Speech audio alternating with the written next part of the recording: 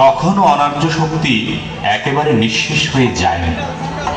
অনার্য কুলশ্রেষ্ঠ সাধিকার প্রমত্ত বলদৃপ্ত রক্ষরাজ রাবণ পঞ্চবটির গহীন অরণ্য থেকে পিতৃসত্য পালনকারী শ্রীরামচন্দ্রকে মায়াজালে প্রতারিত করে জনকনন্দিনী সীতাকে হরণ করে সীতাকে উদ্ধারের জন্য একদিকে মহামানী রক্ষশ্রেষ্ঠ রাবণ, অন্যদিকে বনবাসী স্বজন শূন্য রামচন্দ্র। দৈব শক্তিতে বলিয়ান রাবণের ধ্বংস দেবী কৃপা ব্যতীত সম্ভব নয়।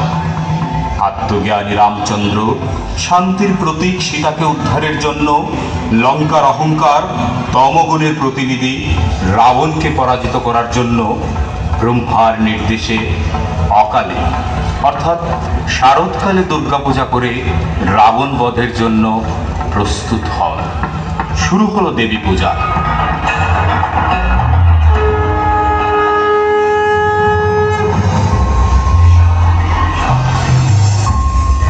देवी सर्वभूतेषु शक्तिरूपेण संस्थिता नमस्तस्यै नमस्तस्यै नमस्तस्यै नमो नमः।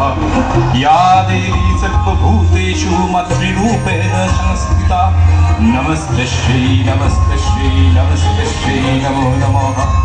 या देवी सर्वभूतेषु शान्तिरूपेण संस्थिता नमस्तस्यै नमस्तस्यै नमस्तस्यै नमो नमः। পূজার জন্য আনিত 108টি নীল পদ্মের মধ্যে একটি পদ্ম দেবী ছলনা করে লুকিয়ে রাখেন।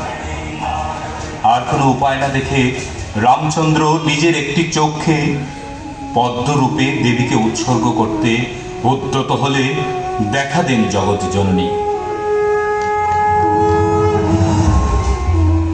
রামের ভক্তিতে দেবী খুশি হন এবং তার কৃপায় রাম রাবণকে যুদ্ধে বধ করেন।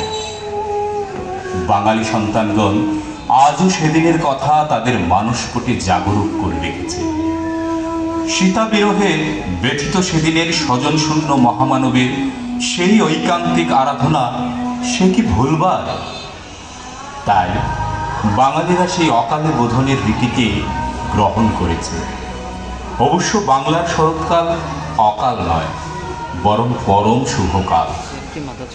কারণ বাংলার অপরূপ রূপ যে এই শরতেই প্রতিভাসিত হয়। জয় মা জগৎ জননী, জয় মা দুর্গতি নাশিনী, জয় মা মহিষাসুর মর্দিনী।